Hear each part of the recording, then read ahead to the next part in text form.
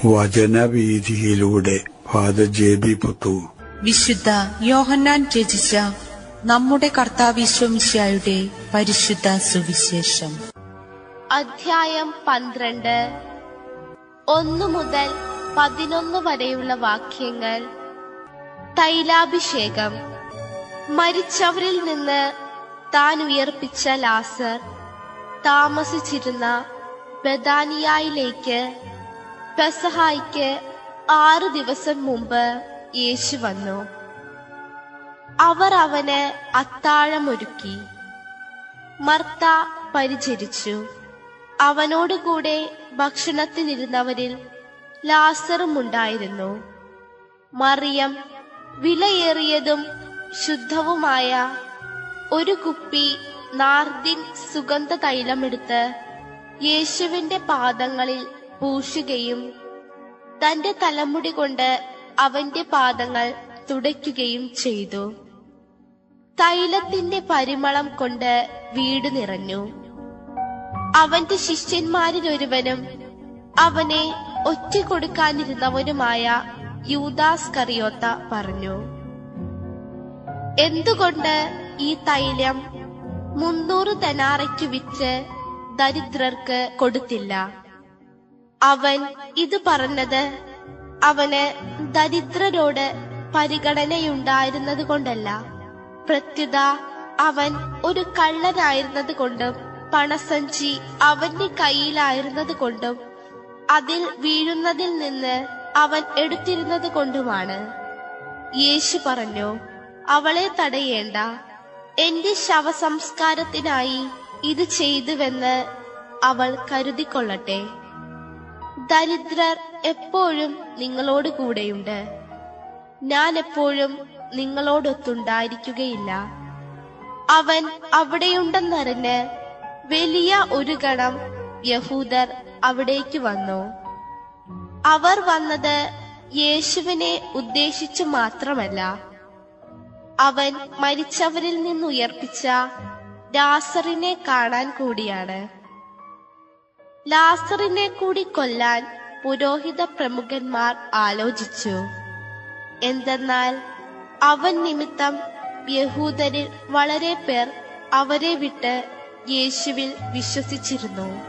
നന്ദിയുടേതായ വിരുന്ന് സൽക്കാരം. യഹൂദന്മാരുടെ പെസഹ തിരുനാൾ അടുത്തെത്തി കഴിഞ്ഞിരുന്നു. തിരുനാളിന് ഏകദേശം ഒരാഴ്ച മുമ്പ് തന്നെ യേശു തന്റെ ശിഷ്യന്മാരുമൊത്ത് താൻ മരിച്ചവരിൽ നിന്ന് ഉയർപ്പിച്ച ലാസറിന്റെ ഭവനത്തിലേക്ക് ഒരു സന്ദർശനം നടത്തുകയാണ്. മിക്കവാറും ആ വീട്ടുകാർ നിർബന്ധ ബുദ്ധിയോടുകൂടെ യേശുവിനെ ക്ഷണിച്ചതായിരിക്കണം ആ സന്ദർശനം. അവർ യേശുവിന് ഒരു അത്താഴ വിരുന്ന് ഒരുക്കിയിരുന്നു.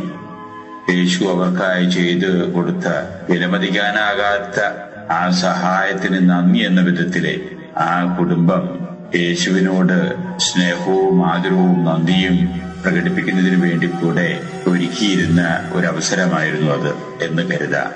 യേശു അവർ ഒരുക്കിയിരുന്ന വിരുന്ന് ആസ്വദിക്കുന്നു. അതിലുണ്ടായിരുന്ന സുവിശേഷകനായ യോഹന്നാൻ നമ്മോടായിട്ട് പറഞ്ഞു തരുന്നു, യേശു മരിച്ചവരിൽ നിന്ന് ഉയർപ്പിച്ച ലാസറും അന്ന് വീട്ടിലുണ്ടെന്ന്. വളരെ സന്തോഷകരമായിട്ടുള്ള ഒരു വിരുന്ന് സൽക്കാരമായിരിക്കണം അത്. ആ വിരുന്ന് ആസ്വദിച്ചു കൊണ്ടിരിക്കുന്ന അവസരത്തിൽ ലാസറിന്റെ സഹോദരിയായ മറിയം മുൻകൂട്ടി ഒരുക്കിയിരുന്ന വളരെ വിലപിടിപ്പുള്ള സുഗന്ധദ്രവ്യം അത് എടുത്തുകൊണ്ടുവന്ന് യേശുവിന്റെ പാദത്തിങ്കൽ ഒഴിച്ച് തന്റെ തലമുടി കൊണ്ട് തുടയ്ക്കുകയാണ്. മറിയത്തിന്റെ മനസ്സ് തന്റെ മരിച്ചുപോയ ഏക സഹോദരനെ ജീവനിലേക്ക് തിരികെ കൊണ്ടുവന്ന യേശുവിനോടുള്ള നന്ദി സൂചന അതിലുണ്ടാകും. തന്റെ വ്യക്തിപരമായ ജീവിതത്തിലെ യേശു നൽകിയിട്ടുള്ള, യേശുവിൽ നിന്ന് താൻ സ്വീകരിക്കാൻ ഇടവന്നിട്ടുള്ള സഹായത്തിനുള്ള കൃതജ്ഞത അതിലുണ്ടാകും. അതിലുപരി തന്റേതായിട്ടുള്ള ആത്മസമർപ്പണത്തിന്റെ പ്രതീകമെന്ന നിലയിലും കൂടി ആയിരിക്കണം മറിയം ആ അവസരത്തിൽ അങ്ങനെ ചെയ്തു കാണുക. ഒരു വിധത്തിൽ പറഞ്ഞാൽ വളരെ ഉദാത്തമായിട്ടുള്ള ആ നല്ല പ്രവർത്തനത്തിൽ നന്മ കണ്ടെത്തുന്നതിന് പകരം തിന്മ കണ്ടെത്താനാണ് ശിഷ്യന്മാരിൽ യൂദാസിന് ഇടവന്നത്. യൂദാസ് ഈ പ്രവൃത്തി കണ്ട് നീരസപ്പെട്ട് തന്നെ പറയുകയാണ്, ഇതെന്തിന് ഈ പണം പാഴാക്കി? അവന്റെ കണക്കുകൂട്ടലനുസരിച്ച് ആ സുഗന്ധദ്രവ്യത്തിന് 300 ദേനാറ വില വരും. എന്ന് വെച്ചാൽ വലിയൊരു തുകയാണത്. ആ തുക ഇവിടെ നഷ്ടപ്പെടുത്തുന്നതിന് പകരം അത് വിറ്റ് ആ കാശ് പാവങ്ങൾക്ക് സഹായിക്കാൻ കൊടുത്തുകൂടായിരുന്നോ എന്ന രീതിയിലാണ് യൂദാസിന്റെ അഭിപ്രായം ഉയർന്നു വന്നത്. സുവിശേഷകൻ നമ്മോടായിട്ട് പറഞ്ഞു തരുന്നു, യൂദാസിന് പാവങ്ങളോടുള്ള കാരുണ്യം ഉണ്ടായതുകൊണ്ട് അല്ല എന്ന്. യൂദാസ് ആയിരുന്നു യേശുവിന്റെ സംഘത്തിലെ പണം സൂക്ഷിപ്പുകാരൻ. പണത്തിനോടുള്ള ആർത്തിയായിരുന്നു അത്. ആ പണം തരികട ചെയ്യുന്ന ഒരു സ്വഭാവവും യൂദാസിനുണ്ടായിരുന്നു എന്ന് സുവിശേഷത്തിൽ തന്നെ വെളിപ്പെടുത്തപ്പെടുന്നു.